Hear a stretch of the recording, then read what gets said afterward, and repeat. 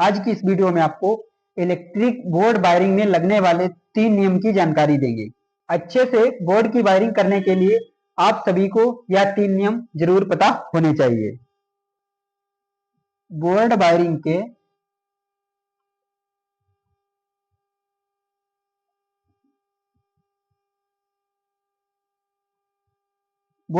के तीन नियम। 3 नियम कुछ इस प्रकार हैं। अब आप इस वीडियो को ध्यानपूर्वक देखिए। यहां से देखिए नियम नंबर 1। इस प्रकार देखिए, इस नियम के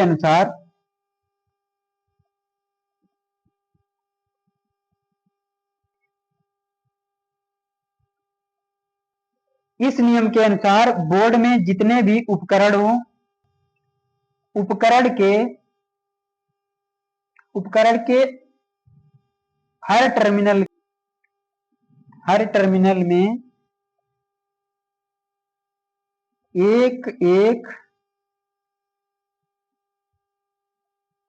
न्यूट्रल वायर जोड़ें। न्यूट्रल वायर जोड़ें। आपको उपकरण और स्विच की अच्छे से जानकारी नहीं है तो आप इस चैनल पर जाकर पहले उस वीडियो को देखिए जिसमें आपको सिखाया गया है कि स्विच और उपकरण क्या होता है।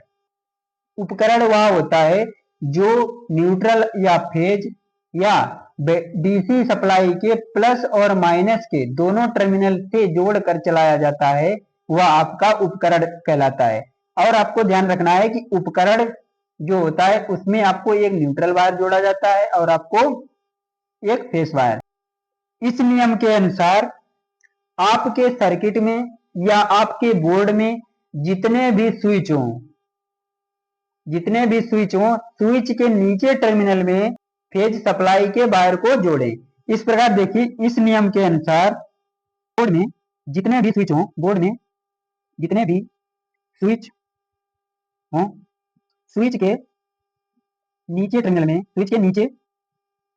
टर्मिनल में या डीसी सप्लाई का प्लस वायर जोड़ें। नियम नंबर 2 क्या कहता है? इस नियम के अनुसार बोर्ड में जितने भी आपके स्विच होंगे, स्विच के नीचे टर्मिनल में आपको जो आपकी फेज सप्लाई है स्विच के नीचे टर्मिनल में देना है। इस नियम के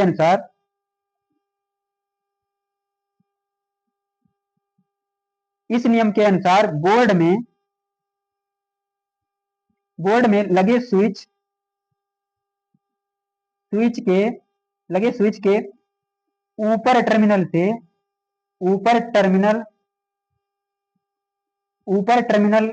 में एक वायर जोड़कर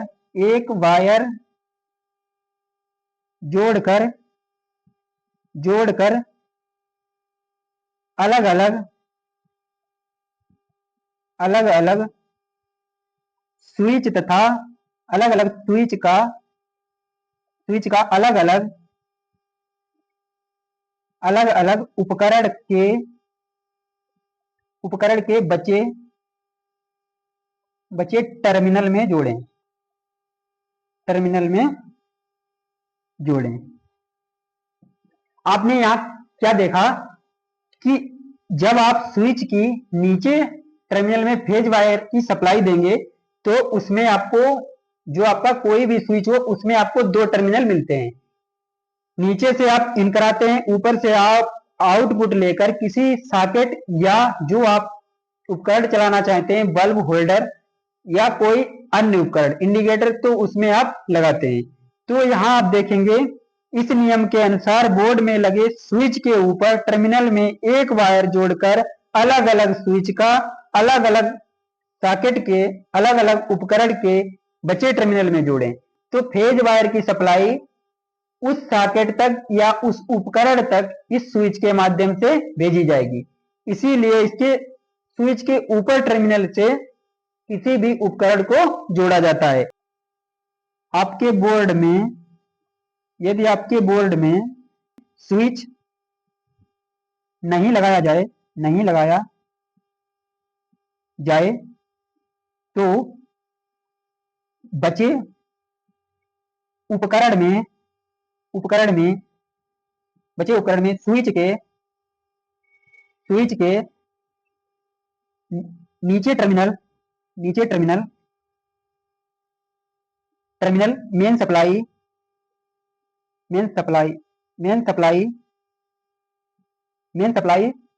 से ही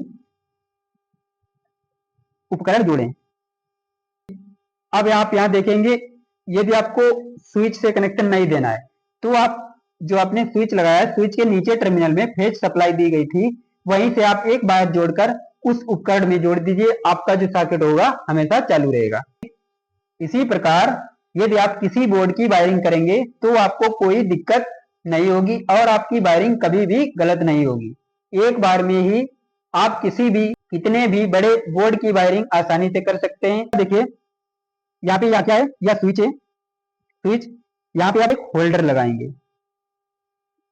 जो आपका बोर्ड में होल्डर लगता है, इसमें 2 टर्मिनल हैं, तो इसमें नियम के अनुसार से वायरिंग करेंगे। इस प्रकार देखिए, इस ब्लैक पेन का न्यूट्रल वायर के लिए प्रयोग करेंगे। इस प्रकार देखिए यहाँ पे न्यूट्रल, पहले तो इसमें देखिए 2 टर्मिनल होते हैं, जो आपका स्विच होता है इसमें 2 टर्मिनल होते हैं। अब आप यहाँ देखिए, एक तो आपका न्यूट्रल होता है। नियम नंबर 1 क्या कहता है, इस नियम के अनुसार बोर्ड में जितने भी उपकरण हो, उपकरण के हर टर्मिनल में एक एक न्यूट्रल वायर जोड़ें। इस प्रकार देखिए यहाँ पे कितने उपकरण हैं। इस प्रकार देखिए, जो आपका सॉकेट होता है वह उपकरण होता है, होल्डर आपका उपकरण है, फैन आपका उपकरण है, हीटर आपका उपकरण है। तो इसमें देखिए आपके कितने उपकरण हैं, उपकरण नंबर 1, यहाँ पे देखिए उपकरण नंबर 2। देखिए यहाँ से देखिए इस वायर को ले जाकर, यह हमारा न्यूट्रल है, न्यूट्रल को एक टर्मिनल में यहाँ जोड़ना है। इसी प्रकार वायर काटकर आप यहाँ से इतना जोड़िए, फिर वायर को काटिए, फिर वायर को यहाँ से देखिए ले जाकर होल्डर के एक टर्मिनल में इस प्रकार जोड़ेंगे। यहाँ पे देखिए फेज सप्लाई, पहले पढ़िए, इस नियम के अनुसार बोर्ड में जितने भी स्विच हो, स्विच के नीचे टर्मिनल में फेज सप्लाई या डीसी सप्लाई का प्लस वायर जोड़ें। यहाँ पे देखिए वायर लिख लीजिए, वायर जोड़ें। तो यहाँ पे देखिए डीसी सप्लाई तो है नहीं, यहाँ पे देखिए एसी सप्लाई है। तो एसी सप्लाई यहाँ पे देखिए, जहां पे आपको मेन सप्लाई के लिए वायर है वहां से आपको एक वायर लेना है, इस प्रकार यहाँ तक जो आपका स्विच है उसके नीचे टर्मिनल में इस प्रकार जोड़ना है। इसमें जोड़ने के बाद यहाँ से देखिए इतना लंबा एक वायर लेना है, फिर आपको यहाँ से और एक वायर लेना है, जहां पे आपका स्विच है वहां तक आपको और जोड़ देना है। यहां से देखिए इतना लंबा एक और वायर जोड़ना है। इसी प्रकार आपको स्विच के नीचे टर्मिनल में जोड़ना है। नियम नंबर 2 आपका कंप्लीट हो चुका है। इस नियम के अनुसार बोर्ड में लगे स्विच के ऊपर टर्मिनल में एक वायर जोड़कर अलग अलग स्विच का अलग अलग उपकरण के बचे टर्मिनल में जोड़ें। इस प्रकार देखिए यहाँ से स्विच का ऊपर का टर्मिनल यही तो है, तो इसको यहाँ से देखिए ले जाकर जो आपका उपकरण का बचा हुआ टर्मिनल है उसमें जोड़ना है। अब इसको देखिए, यहां से देखिए यह जो स्विच है इसको ले जाकर यहाँ पे देखिए इसमें जोड़ना है। अब आपके देखिए इसमें तीनों नियम लग चुके हैं। जब आप बोर्ड बना रहे होंगे तो पहला नियम तो इसमें लगेगा। यहां से देखिए एक वायर जोड़कर इसमें भी जोड़ेंगे, और यहाँ पे देखिए अब इसमें 2 और 3 नियम को नहीं जोड़ा जाएगा। यहाँ देखिए अब इस नोट में जो दिया गया है वही लगेगा। यदि बोर्ड में स्विच नहीं लगाया जाए तो बचे उपकरण में स्विच के नीचे टर्मिनल मेन सप्लाई से ही उपकरण जोड़ें। तो आप यहाँ देखिए इसमें स्विच नहीं लगाना है, तो यहाँ से देखिए नीचे टर्मिनल से एक वायर जोड़कर इस सॉकेट में जोड़ेंगे। अब आपकी सप्लाई इस सॉकेट तक पहुंच चुकी है और आपका जो सॉकेट है वह कार्य करने के लिए तैयार है। इसी प्रकार आप किसी भी बोर्ड की वायरिंग करेंगे तो आपकी वायरिंग कभी गलत नहीं होगी।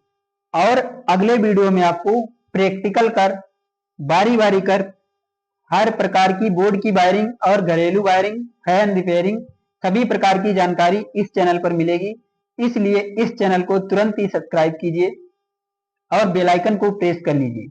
इस चैनल पर आपको हर प्रकार की जानकारी ऐसे ही मिलती रहेगी। आज की वीडियो पसंद आई हो तो लाइक कीजिए। धन्यवाद।